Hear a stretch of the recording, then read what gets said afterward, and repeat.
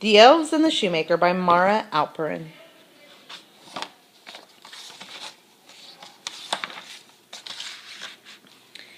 In an old and shabby shoe shop there lived a cobbler, Stan, and his wife Jan. Though they were poor, they were very happy, for they loved to make shoes. Shoes for walking and shoes for jumping, shoes for skipping, and best of all, shoes for dancing.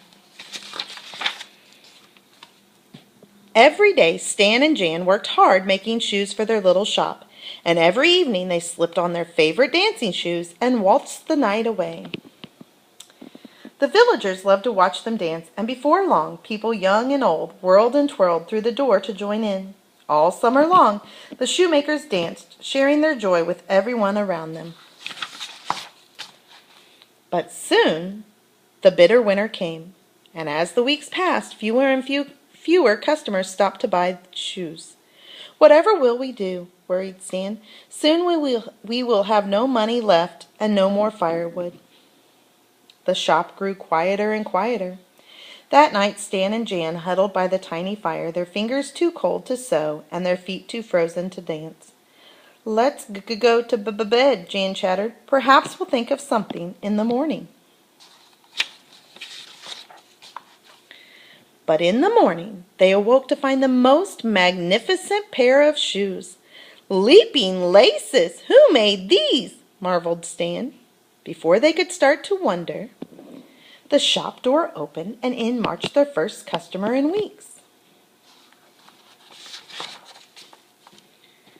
"Good day," cried the customer. "My name is Sir Flumby. I spied these splendid shoes in the window and I simply must have them. The shoes fit perfectly." So Sir Flumby paid Stan a handful of gold pieces and skipped away merrily in his new shoes. Delighted, Stan went to the market to buy some supper and firewood, and that night the shoemaker and his wife danced with joy once more. The next morning they found to their amazement 3 new pairs of shoes, even more stunning than the last. Stan and Jan could not believe their eyes, but just then— "Greetings, shoemakers! I am Sir Flopsy, and I have heard tales of your marvelous shoes." "Why, they are even more fabulous than I imagined," he bellowed. "I shall buy them all, 1 pair for me and the others for my horse Toby." So Sir Flopsy filled the shoemaker's pockets with gold coins and galloped off. From then on there were shiny new shoes every morning. Soon the shop was warm and cozy and bustling with customers day after day. One day Jan said, "We still don't know who is helping us. I wish we could thank them." Then Stan had a wonderful idea. "Why don't we stay up and find out?" So that night Jan and Stan hid behind the curtains. They waited and waited and waited until, as the clock struck midnight,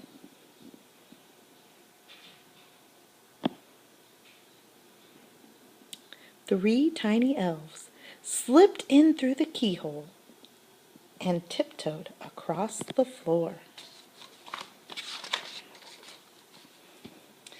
The elves set to work with a stitch, stitch, stitch, and a rap-a-tap-tap, and as they worked they sang, "We love jumping, leaping, prancing.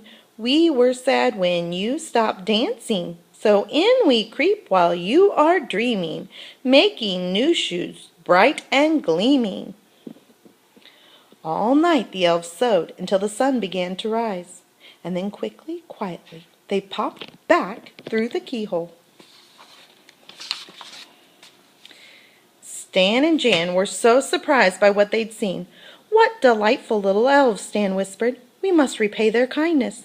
"Let's make them their own little dancing shoes," said Jan, "and some dancing clothes, too." So the next morning, that's just what they did. Jan knitted tiny sweaters using tiny pins, then sewed on tiny apple seeds for decoration. Stan crafted tiny shoes from dandelion leaves, then stitched them with daisy stem laces, and together they made little pointy hats finished with the tiniest pom-poms. At midnight, Stan left the tiny parcel on the workbench just before the 3 little elves crept inside. "For our very special helpers, may you dance the night away with love, Jan and Stan." When the elves saw their new clothes, they were overjoyed. They giggled and wiggled and danced all night in the moonlight. But as the stars faded, the three tiny elves tiptoed away and vanished into the night. That was the last the shoemakers ever saw of the elves, but their kindness was never forgotten, and Stan and Jan danced every night with their friends, just in case the elves ever returned. And who knows, maybe one day they will. The end.